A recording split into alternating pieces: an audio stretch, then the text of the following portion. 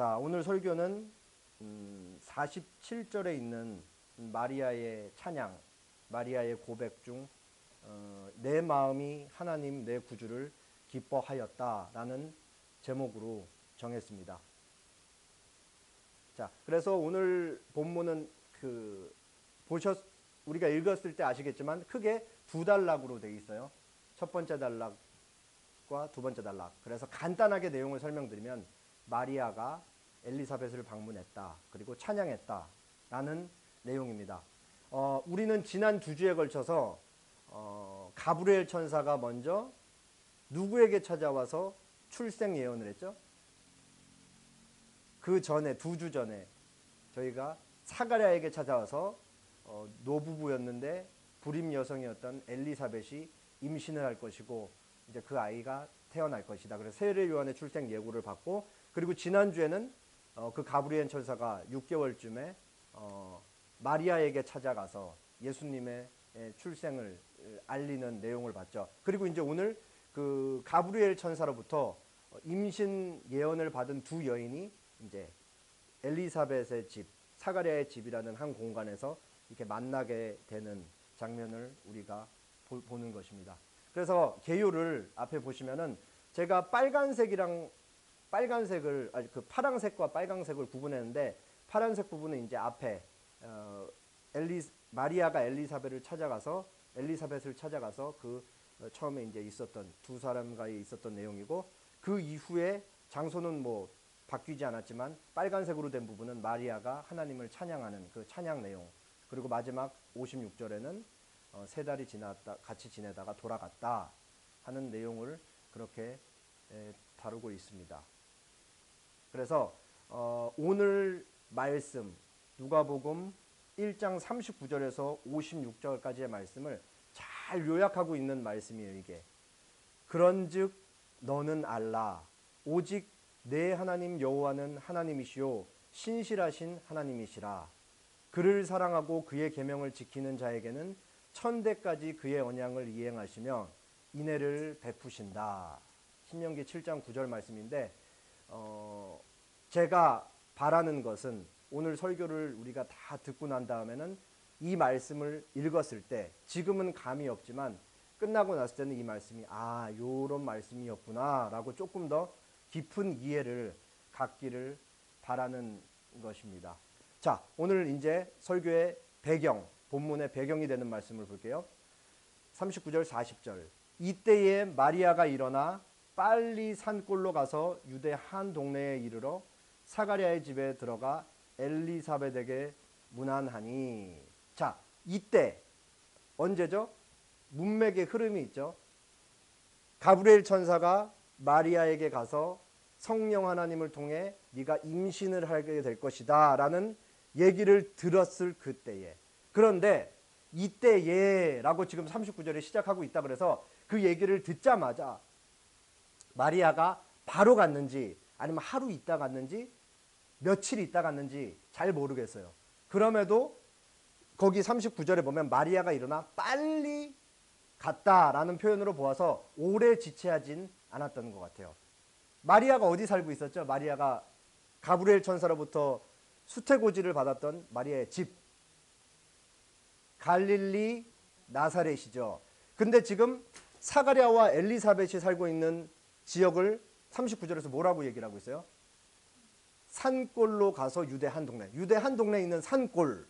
그래서 보면 갈릴리 나사렛에서 유대 한 산골. 근데 유대 지역이 제법 넓기 때문에 잘 모르니까 학자들이 짧게 추정하고 넓게 추정해서 짧게는 110km, 조금 멀리는 150km 하면 감이 잘 안 오니까 성인 여자 걸음으로 3, 4일 되는 정도 거리를 걸어갔다. 그래서 이제 마리아가 열심히 갈릴리 나사렛에서 사가랴와 엘리사벳이 사는 유대 산골 지역까지 이렇게 갔던 것이죠.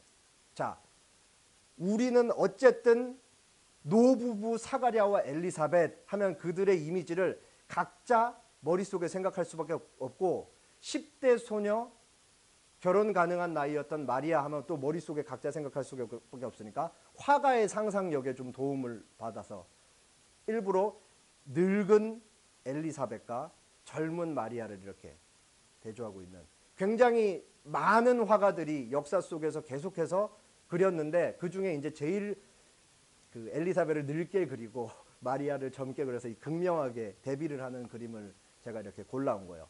자, 그래서 마리아가 엘리사벳을 찾아가죠.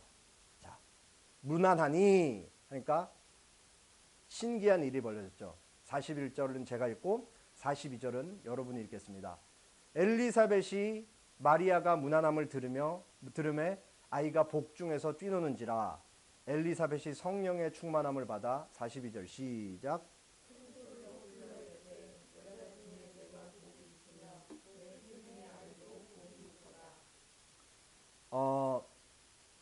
마리아가 엘리사벳을 찾아가고 무난하다 잘 지내셨죠? 뭐 이런 인사말을 건넸겠죠. 그러니까 당장 무슨 일이 일어났어요.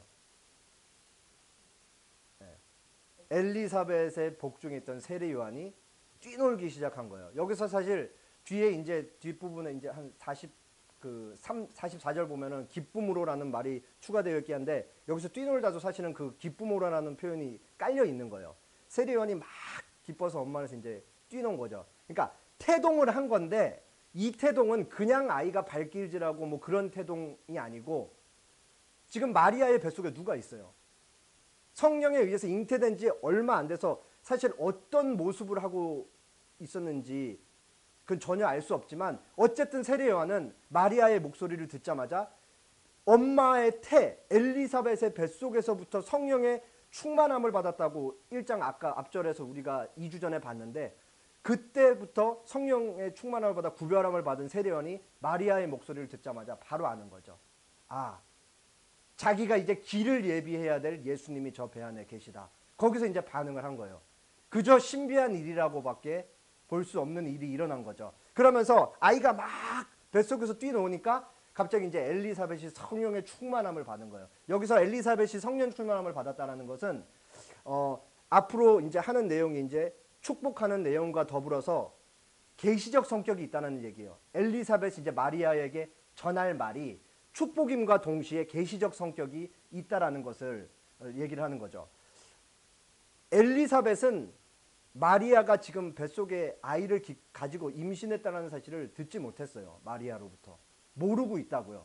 근데 마리아가 들어오고 인사를 하니까 뱃속에서 아이가 뛰어놀면서 뭐라고 얘기를 해요. 여자 중에 네가 복이 있으며 네 태중의 아이도 복이 있다. 그러니까 성령님이 알려주신 거죠. 계시를 해서. 그러니까 마리아를 통해 듣지 못했음에도 불구하고 그 뱃속에 아이가 있는 걸 이제 그 엘리사벳이 아는 거예요. 그러면서 여자 중에 네가 복이 있다. 여기서 여자는 당연히 마리아를 가리키죠. 마리아가 하나님의 놀라운 구원 사역에 성령을 통해 구원의 성취자이신 예수님을 임시한 여자 네가 복이 있으며 내 태중의 아이인 예수 그 아이도 당연히 복이 있다. 인류에게 복을 주실 수 있는 복의 주체이신 예수님 메시아이신 그 아이의 네 뱃속에 있는 아이도 복이 있다. 그렇게 얘기를 하고 선언을 한 거예요. 그러면서 이어서 얘기하는 게 43절에 내 주의 어머니가 내게 나오니 이 어찌된 일인가. 그 뱃속에 있는 메시아를 임신한 마리아가 내게 나왔으니 이 어찌된 일인가. 굉장히 겸손한 마음으로 마리아를 방문하면서 그렇게 얘기를 하고 있는 것이죠. 그러면서 44절에 보라 네가 문안하는 소리가 내 귀에 들렸을 때 내 뱃속에 있는 아이가 기쁨으로 뛰어놀았다라고 아까 말씀한 얘기 저기 42절에서 기쁨으로라는 말을 첨언하고 있어요. 그러면서 엘리야가 이제 마지막으로 이렇게 말하죠. 45절 주께서 하신 말씀이 반드시 이루어지리라고 믿은 그 여자에게 복이 있다다. 성령을 통해 네가 임신을 할 것이고 그 임신한 그 아이가 하나님의 구원 역사의 성취자가 될 것이다. 이루실 분이 된 것을 믿은. 그래서 그걸 믿었기 때문에 자기 자신의 의지를 발동하여 내어드린 그 여자에게 복이 있도다. 마리아에게 복이 있도다. 그렇게 선언을 한 것이죠. 그래서 이 첫 번째 단락 마리아가 엘리사벳을 찾아오고 아이가 막 세례요한의 뱃속에서 기뻐 뛰어놀고 엘리사벳이 마리아를 향해 큰 축복의 선언을 한 이 내용을 잘 줄였어요. 로마 제국 말기에 살았던 기독교 시인인데 프로텐티우스라는 분이 그리스도의 신성이라는 제목으로 요 단락으로 이렇게 잘 줄여줬어요. 하늘 아버지 보좌에서 내려온 천사의 말을 믿을지어다. 그대의 무디인 귀에 하늘 음성이 아니 들리거든 아이벤 늙은 여인이 외치는 소리를 들어라.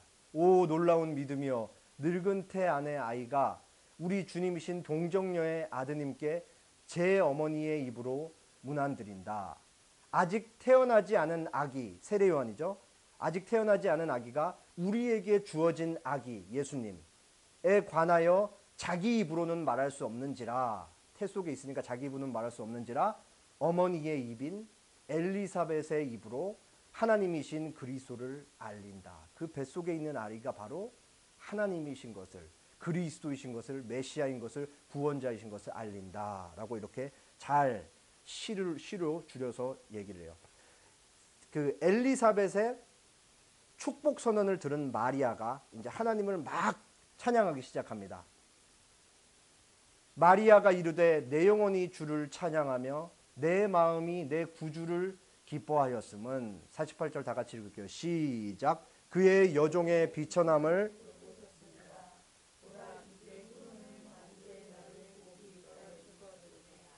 마리아가 영혼과 마음과 모든 것을 다름에 하나님을 찬양하면서 하나님을 부르는데 하나님을 뭐라고 얘기하고 있어요? 내 구주를 기뻐했다.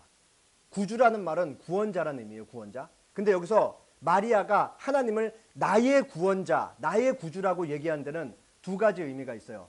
첫 번째로는 우리가 소위 하나님께서 나를 구원하셨을 할 때 어떤 의미로 사용을 해요? 태어날 때부터 엄마로부터 물려받은 아빠로부터 물려받은 해결할 수 없는 인간 스스로 해결할 수 없는 본래의 죄, 원죄를 갖고 태어난 그 부분을 해결할 수 없다라는 의미에서 하나님이 나의 구원자, 예수님이 나를 대신해서 그 원죄를 해결해 주신 분이라는 의미에서 우리가 영적인 의미에서 구원을 사용하죠. 동시에 우리가 어떤 때 구원이란 말을 사용해요. 예를 좀 들어볼게요. 어떤 사람에게는 오랜 시간 어떤 한 사건이 해결되지 않아서 지속적으로 고통을 받으면 그 사건이 해결되는 게 그 사람에게는 구원인 것이죠. 어떤 사람이 오랜 시간 심각한 질병으로 고통을 느끼면서 살았어요. 그럼 그 사람에게는 구원이 뭐예요? 당연히 그 질병이 깨끗하게 낫는 게 구원인 거예요. 마리아가 여기서 하나님은 나의 구원자시고 나는 나의 구원자 하나님을 기뻐합니다 라고 얘기할 때는 하나님은 나의 영혼을 구원하시는 영적 구원자 되시고 동시에 나의 이 비천한 처지 그 나의 일반적 의미로서 나를 이 비천한 처지에서 구원해 주실 구원자가 되시기도 합니다 라는 것을 의미해요. 그런 의미에서 나의 구원자라고 얘기를 하는 거예요. 이 마리아가 하나님을 나의 구주라고 얘기한 것은 이어지는 여종의 비천함, 자신의 비천함과도 그대로 연결돼요. 그래서 48절에 그의 여종의 비천함을 돌보셨습니다. 자신 마리아의 비천함을 돌보셨다는 얘기인데 여기서 비천함도 두 가지 의미예요. 첫 번째로는 인간이 갖고 있는 본질적인 비천함, 목수와 결혼할 수밖에 없고 시골 산골 마을에 살던 그 가장 보잘것없고 작은 별 볼 일 없는 그 소녀가 가진 그 사회 경제적인 지위에서 오는 비천함보다 더 근본적인 비천함, 거룩하시고 절대적으로 깨끗하신 하나님 앞에서 내가 가진 이 죄의 더러움 이것을 볼 수밖에 없는 그 영적인 비천함, 그 비천함을 본 마리아가 첫 번째로 자기 자신을 비천하다라고 얘기를 하는 거예요. 마리아가 예수님을 성령 하나님을 통해 임신했다고 해서 저절로 구원받는 게 아니잖아요. 마리아도 자신의 죄를 분명히 봐야 되고 이 예수님을 통해 하나님 통해 구원을 받을 수 있다는 사실을 분명하게 자각하고 믿어야만 구원을 받는 거잖아요. 그래서 마리아가 여기서 자신의 비천함을 하나님이 돌보셨다라는 얘기는 첫 번째로 영적인 비천함을 돌보셨다라는 것이고 두 번째로는 좀 전에 말씀드린 자기의 그 사회 경제적인 그 신분, 지위에서 비천함에서 이제 구원을 받았다라고 얘기를 하고 있는 것이죠. 실질적으로 마리아가 목수인 요셉과 결혼해서 계속 생활을 했을 것이고 경제 상황이 더 나아졌는지는 잘 모르겠어요. 그럼에도 불구하고 그 비천한 신분, 사회적으로 경제적으로 비천한 신분에 있었던 마리아가 이제후로는 만세의 사람들이 나를 세대에서 세대에 걸쳐서 나를 복이 있다라고 말할 것이다. 그러니까 자기의 이 영적으로 상승된 이 하나님께서 축복하신 상태에 대해서 하나님을 찬양하고 있는 것이죠. 자, 그래서 두 번째 찬양의 이유 49절 능하신 이가 큰 일을 내게 행하셨으니 그 이름이 거룩하시며 50절 다 같이 읽겠습니다. 시작. 긍휼하심이 마리아에게 큰 일을 행하신 분이 어떠신 분이냐? 마리아에게 하나님은 능력이 있으신 분이다. 더 나아가서 마리아에게 하나님은 어떤 하나님이시냐? 거룩하신 하나님이시다. 여기서 거룩하시다라는 것은 지난주에 짧게 설명했지만 모든 피조 세계로부터 철저하게 분리되어 있고 초월해 계셔서 마리아가 하나님의 이름이 거룩하다라는 건 하나님은 저 위에 계셔서 전능한 능력을 가신 그 힘과 초월해 계신 분으로서 자기를 보살피신다라는 것을 얘기를 해요. 이제 이 49절에서 50절로 넘어가면서 마리아의 찬양과 기도가 개인적인 차원에서 점점 확대돼서 국가적인 차원으로 넘어가는 것을 우리가 볼 수 있는 거예요. 50절이 아주 중요해요. 긍휼하심이 두려워하는 자에게 대대로 이루는도다. 자, 단어 정리를 먼저 할게요. 긍휼하심은 자비랑 같은 말이에요. 자비. 아마도 자비가 조금 더 좋은 번역어인 것 같아요. 왜냐하면 제가 참고하는 거의 모든 책에서 긍휼하심보다는 이 긍휼하심을 자비라는 표현으로 대체해서 썼어요. 그리고 두려워하는 자, 두려워하는 것은 경외심을 얘기를 하는 거죠. 자, 먼저 두려워하는 자를 풀어볼게요. 누가 하나님을 두려워해요? 누가 하나님께 경외심을 갖죠? 믿는 사람만 하나님을 두려워하고 하나님께 경외심을 가질 수 있는 거예요. 자, 우리 쉽게 생각해 보세요. 아마 그 불신자들에게 한 번쯤은 다 예수님 믿으라고 권해 보셨을 거예요. 우리는 태어날 때부터 죄인입니다. 죄인은 사망할 수밖에 없고 죽고 난 사후 세계에서 하나님으로부터 영원 형벌을 받을 수밖에 없습니다. 하나님은 당신을 사랑하십니다. 그래서 당신의 아들 예수 그리스도를 보내셨습니다. 예수님도 당신을 사랑하십니다. 예수님 믿으십시오. 그러면 영원한 영생이 당신에게 주어집니다. 라고 얘기했을 때 종종 사람들이 뭐라 그래요? 아, 그거는 네가 믿는 거지. 그건 네가 믿기 때문에 천국이 있는 거고 안 믿는 나에게는 지옥이 없다. 무슨 영원 형벌이냐. 이런 반응을 우리가 한 번쯤은 다 경험해 봤잖아요. 그 사람들은, 불신자들은 영혼이 죽어 있어요. 감각이 없는 자예요. 아무리 칼로 찔러도 아픈 무감각한 자처럼 영적으로 무감각한 자들이에요. 그렇기 때문에 하나님의 존재를 느끼지 못하고 인식하지 못하기 때문에 하나님을 두려워할 수가 없어요. 그렇기 때문에 당연히 하나님을 경외하고 하나님을 두려워하는 사람들은 믿는 자일 수밖에 없다라는 결론이 나오는 거죠. 그렇기 때문에 여기서 긍휼하심이 두려워하는 자에게 미친다, 이른다 할 때 여기서 두려워하는 자는 하나님을 믿는 자, 하나님을 사랑하는 자로 바꿔서 읽을 수도 있는 거예요. 하나님을 두려워하는 자에게 대대로 세대에서 세대를 걸쳐서 계속해서 이어진대요. 무엇이? 하나님의 긍휼하심이, 하나님의 자비가 하나님을 두려워하는 자에게 대대로 이어진대요. 72력이라는 성경이 있어요.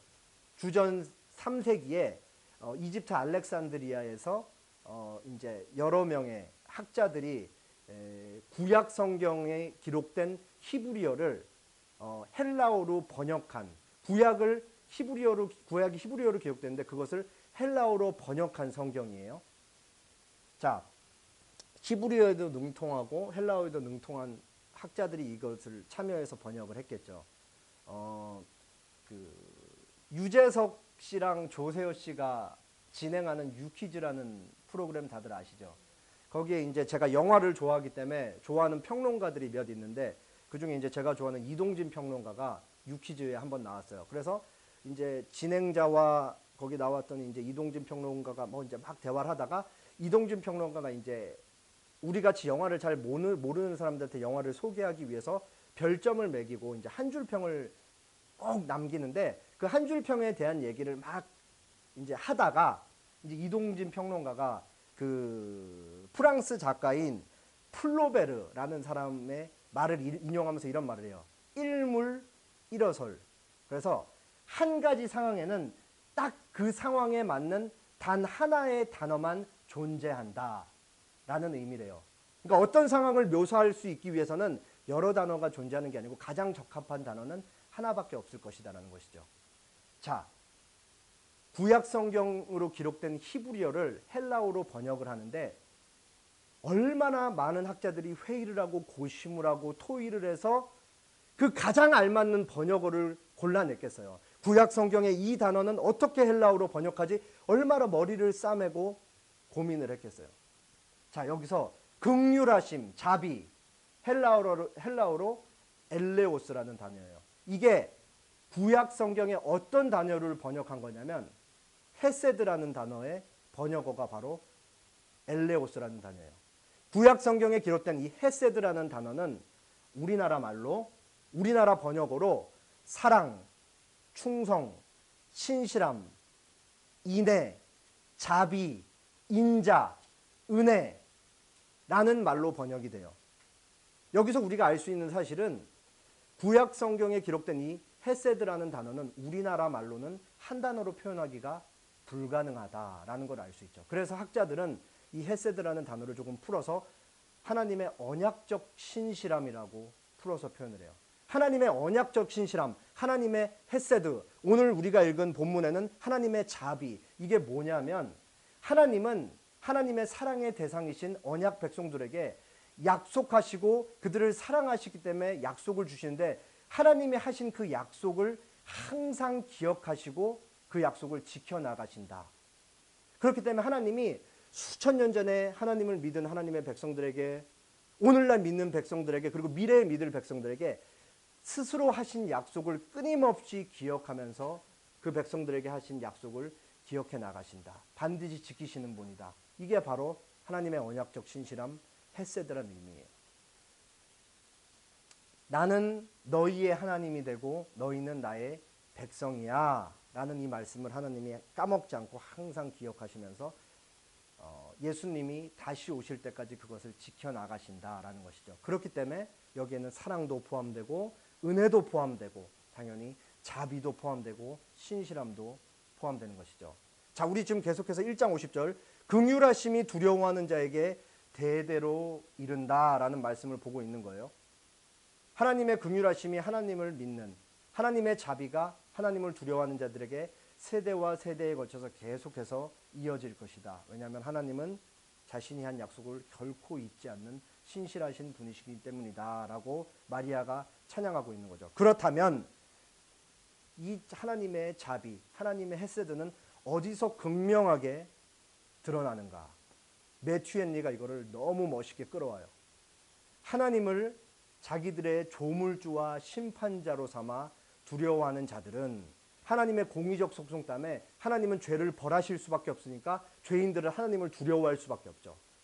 그러니까 그런 자들은 중보자와 변호자를 통해 그에게서 자비를 기대할 희망을 격려받는다. 중보자와 변호자, 우리를 끊임없이 죄에서부터 이 사람은 죄가 없습니다, 죄가 없습니다라고 변호하실 변호자와 중보자, 예수님을 통해서 죄인들이 비로소 하나님의 공의적 속성에 공격을 받을 때 자비로 기대할 수 있는 희망을 격려받는다라는 거예요. 그리고 그분 예수님 안에서 하나님을 두려워하는 모든 자들을 위해 자비, 우리의 모든 죄를 용서하는 자비, 우리의 영혼을 고치시는 자비, 그리고 우리의 영혼을 용납하고 용인하시는 자비, 그리고 우리에게 영원한 면류관을 씌워주시는 자비가 이 세상이 계속되는 한 세세토록 예수님을 통해 주어진다. 하나님은 그리스도 안에 수천인을 위한 자비를 간직하고 계신다. 하나님의 자비, 하나님의 헤세드의 실체가 결국 예수님을 통해 드러난다라고 매튜 헨리가 잘 해석하고 있는 것이죠. 그렇기 때문에 하나님의 자비는 예수님을 통해 하나님의 자녀에게 미친다라는 거예요. 마리아 세 번째 찬양의 이유, 그의 팔로 힘을 보이사 마음의 생각이 교만한 자들을 흩으셨고 권세 있는 자를 그 위에 내리치셨으며 비천한 자를 높이셨고. 53절 다 같이 시작. 줄이는 자를 자, 여기서 마음의 생각이 교만한 자라는 것은 성경에서 하나님이 제일 싫어하는 감정적인 죄 중에 하나가 바로 교만이죠. 교만한 자를 왜 싫어할까요? 교만한 자는 자기 머리 위에 아무도 없기 때문에. 하나님이 제일 좋아하신 건 나는 너의 주인, 나는 너의 왕, 나는 너의 하나님, 나는 너의 구주가 되고 싶어. 나는 하나님 필요 없습니다. 이걸 하나님이 제일 싫어요. 근데 마음의 생각이 교만한 자는 내 위에 아무도 없습니다. 라는 사람들이죠. 그리고 권세 있는 자, 여기서 권세 있는 자는 그 원어가 가진 뜻은 이제 정치적으로 지위가 높은 사람들을 얘기해요. 그 사람들도 당연히 마음의 생각이 교만한 자와 통하고, 그리고 부자, 돈이 많은 사람들 통하죠. 그의 반면에 아마도 그 어떤 학자는 이때 당시 이제 마리아가 이런 찬양을 하면서 로마 제국의 이제 정치자들과 그리고 로마 제국에 붙어서 자기들을 이제 힘들게 하는 그런 사람들을 의미하면서 생각하면서 이제 이런 표현을 썼을 것이라고 조금 생각을 하고, 여기서 비천한 자, 두주는 자는 하나님을 믿는 사람들이 이들로부터 당하는 압제와 고통을 얘기하죠. 그러면서 하나님이 마리아에 등장하는 마리아의 하나님은 어떻게 하는 자, 교만한 자를 흩으셨다. 권세 있는 자를 위에서 내리치셨다. 부자를 빈손으로 보내셨다. 비천한 자는 어떻게 하냐? 우리 같은 자, 마리아 같은 자 높이셨다. 줄이는 자는 어떻게 하냐? 좋은 것으로 배불리셨다. 여기서 제가 밑줄 친 게 다 뭐예요? 쉬었다, 쉬었다, 쉬었다, 쉬었다, 쉬었다, 쉬었다. 마리아가 지금 하나님은 그런 분이시라고 과거형을 쓰고 있어요. 하나님은 과거 역사 속에서 계속 그렇게 행동해 오신 분이라는 걸, 하나님은 그렇게 의로우신 분인 걸 마리아가 그렇게 얘기를 하는 거예요. 그리고 하나님 그렇게 행동해 오신 분이셨기 때문에 마리아의 시점에서는 지금도 그렇게 행동하실 것이고, 그렇기 때문에 영원토록 미래에도 그렇게 하실 것이다. 우리가 생각하는 우리 인식 속에서는 이게 완전히 이루어지지 않아도 예수님이 다시 오실 때 이게 완전하게 이루어질 것이다. 성취될 것이다. 라는 것을 얘기하고 있죠. 이제 마리아의 네 번째 찬양의 이유 54절, 그 종 이스라엘을 도우사 긍휼히 여기시고 기억하시되 우리 조상에게 말씀하신 것과 같이 아브라함과 그 자손에게 영원히 하시리로다. 54절이 조금 좀 더 좋은 번역을 소개를 할게요. 주님은 공동 번역, 주님은 약속하신 자비를 기억하시어 당신의 종 이스라엘을 도우셨습니다. 새 번역, 그는 자비를 기억하셔서 자기의 종 이스라엘을 도우셨습니다.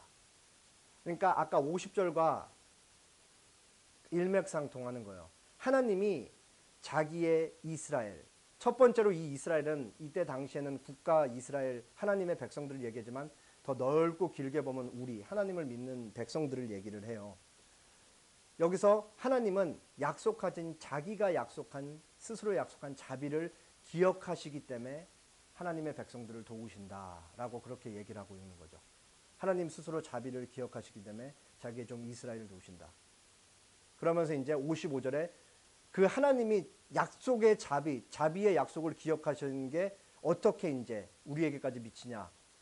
우리 조상에게 말씀하신 것과 같이 아브라함과 그 자손에게 영원히 하시는 것으로 미친다. 그래서 핸드릭스는 이렇게 얘기해요. 그러므로 마리아가 뜻하고자 했던 것은 과거에 하나님께서 이스라엘이 곤궁에 처했을 때 자주 이스라엘을 도와주셨던 것처럼 이제 메시아의 오심과 관련하여 도와주신다는 것이다. 여기서 긍휼히 여기시고 기억하시다라는 말을 유의하라. 긍휼하심이란 두려워하는 자에게 대대로 이어지는 불쌍한 자를 향한 사랑이다. 긍휼하심은, 자비는 단순한 친절한 감정이나 성격이 아니라 활동하는 따뜻한 사랑이며 이 활동은 진실로 돕고 구원하는 활동이다. 하나님의 활동하는 따뜻한 사랑, 하나님이 직접 인간의 몸을 입고 인간으로 태어나셔서 죄인들 위해 대신 죽으시는 사랑이 바로 활동하는 하나님의 사랑인 것이죠. 말로만 하는 허무맹랑한 사랑이 아니고 내가 너희를 진짜 사랑하는데 뭐를 통해 보여줄 수 있냐? 내가 몸을 입고 내려가서 너희를 대신해서 죽을게. 하나님의 헤세드, 하나님의 자비, 하나님의 긍휼하심이 이 활동하는 사랑을 통해 예수님을 통해 오고 오는 세대 아브라함의 모든 후손들에게 우리에게까지 그렇게 활동하는 사랑으로 미치는 것이죠. 하나님이 어떻게 그렇게 하실 수 있었다? 하나님이 자비를 기억하기 때문에, 하나님께서 약속을 기억하시기 때문에 그렇게 하셨다라는 것을 우리가 볼 수 있어요. 그래서 마리아의 찬양이 이렇게 끝이 나고 마리아는 엘리사벳과 3달 동안 엘리사벳의 사가랴의 집에 머물다가 돌아가는, 그렇게 오늘 본문이 마무리가 됩니다. 오늘 본문에 주인공이 몇 명 등장하죠? 마리아, 엘리사벳,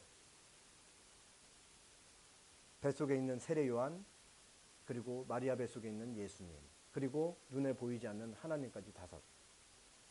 그래서 하나님이랑 마리아 뱃속에 있는 예수님은 찬양의 대상이고 믿음의 대상이기 때문에 인간의 입장에서 봤을 땐 엘리사벳과 세례 요한과 마리아가 있는데, 이들이 이 믿음의 대상과 찬양의 대상인 하나님과 예수님에게 보인 반응이 하나의 단어로 묶여 있어요. 그게 뭐냐면 바로 기쁨이에요. 기쁨. 이 주인공 3사람 모두 믿음의 대상이시고 찬양의 대상이신 하나님을 엄청 기뻐했다. 엘리사벳이 마리아가 무난함을 들으매 아이가 복중에서 뛰노는지라.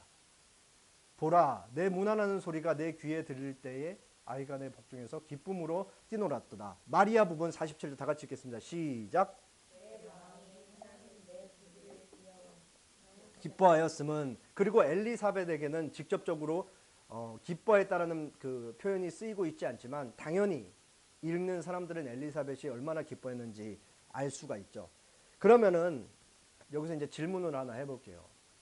그러면 이 주인공 3사람은 뭐를 기뻐했을까요? 3사람 모두 구원을 계획하신 하나님을 계획했고, 그리고 구원의 성취자이신 마리아 뱃속에 있는 예수님의 존재 자체를 기뻐했던 거예요. 이 47절에 내 마음이 하나님 내 구주를 기뻐하였다 할 때 이 구주, 기뻐했다라는 구주를 기뻐했다라는, 마리아가 기뻐했다라는 이 기뻐하다라는 단어가 아갈리아오라는 단어인데 우리나라 말로 기뻐하다, 즐거워하다로 번역이 돼요. 그리고 1장 44절에는 세례 요한이 그 마음속에 저기서 이제 기쁨으로 뛰놀할 때 이 동사가 명사형으로 쓰였는데, 성경에서 이 동일한 단어가 쓰인 예들을 제가 몇 개만 소개를 조금 해볼게요. 먼저 요한복음 8장 56절. 너희 조상 아브라함은 나의 때 볼 것을 즐거워하다가 보고 기뻐하였느니라. 예수님이 아브라함에 대해서 말씀하셨을 때 이 동일한 단어를 쓴 거예요. 아브라함이 멀리 하나님이 하신 약속, 그 약속이 이루어질 먼 미래를, 그 성취를 보면서 즐거워하고 기뻐했다라고 얘기하고 있어요. 두 번째, 사도행전 2장 24절 27절. 하나님께서 그를 사망의 고통에서 풀어 살리셨으니 이는 그가 사망에 매여 있을 수 없었습니다. 여기서 그는 전부 메시아이신 예수님을 가리켜요. 25절. 다윗이 그를 가리켜 이르되 내가 항상 내 앞에 계신 주를 배웠으며 나로 요동하지 않게 하기 위하여 그가 내 우편에 계시도다. 그러므로 내 마음이 기뻐하였고 내 혀도 즐거워하였으며 육체도 희망에 거하리니 이는 왜냐하면 내 영혼을 음부에 버리지 아니하시며 주의 거룩한 자로 썩음을 당하지 않게 하실 것이미로라. 베드로가 설교 중에 다윗에 대해 얘기하는데 다윗이 예수님을 바라보면서 기뻐하고 즐거워했다라고 얘기를 하고 있어요. 그리고 3번째, 구약 선지자 하박국. 비록 무화과 나무가 무성하지 못하며 포도나무에 열매가 없으며 감람나무에 소출이 없으며 밭에 먹을 것이 없으며 우리의 양이 없으며 외양간에 소가 없을지라도 18절 다 같이 읽겠습니다. 시작. 나는 여호와로 말미암아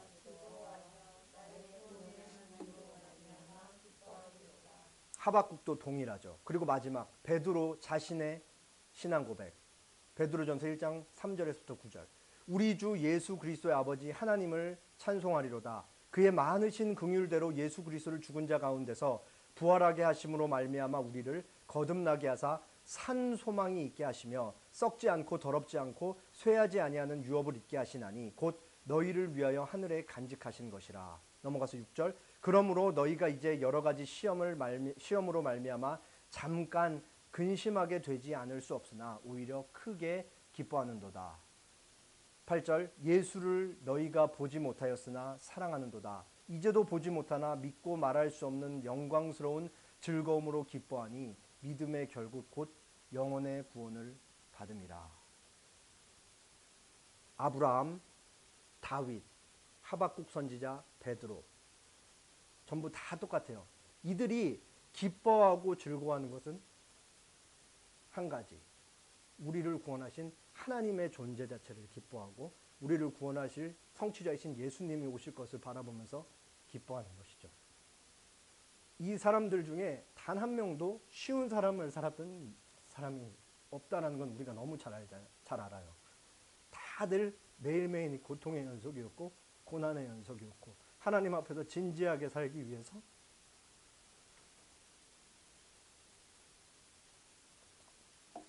하나님을 사랑하기 때문에 하나님의 뜻대로 살기 위해서 노력하다가 그렇게 나를 구원하신 하나님을 기뻐하고 그게 계속 그렇게 연속이었던 거예요. 이들의 삶에. 그 누구도 쉽게 이들은 믿음의 위인이기 때문에 저런 고백을 할 수 있었지라고 얘기할 수 없어요. 이들은 끊임없이 죄로 넘어졌고 쓰러졌고 끊임없이 고통 속에서 몸부림치면서 비명을 치면서 살았던 사람들인 것이죠. 그럼에도 불구하고 이들은 고난의 긴 그 여정 속에서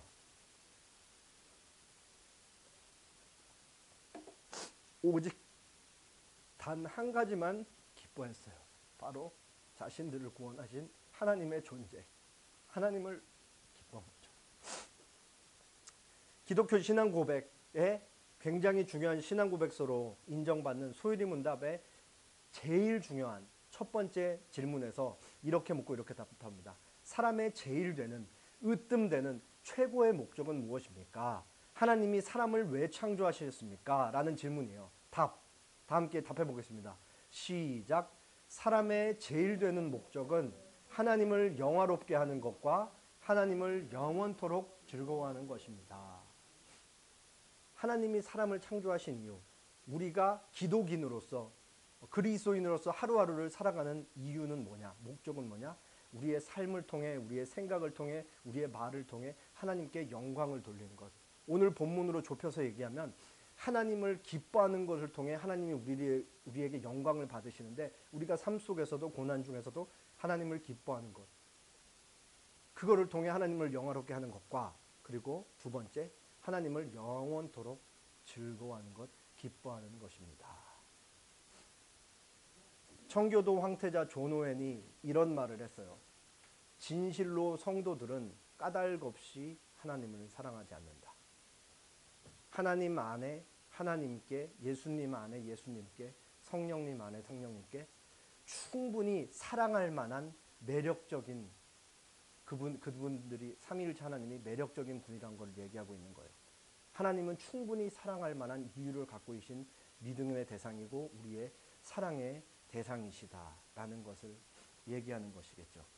자, 오늘 시작할 때 했던 말씀을 다시 한번 잘 되새기면서 성경 설명을 쭉 들었는데 이 말씀에 대한 이해가 조금 더 깊어졌길 바라며 제가 읽고 설교를 마치겠습니다.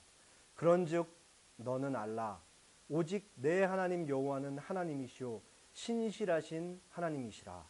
그를 사랑하고 그의 계명을 지키는 자에게는 천대까지 그의 언약을 이행하시며 인애를 베푸시되, 인애가 여기서 자비, 헤세드를 베푸신다. 하나님을 사랑하고 하나님의 뜻대로 사는 사람들에게는 하나님의 언약을 계속 지키시고 계속해서 하나님의 사랑과 자비를 베푸신다라는 말씀입니다. 기도하겠습니다. 하나님 아버지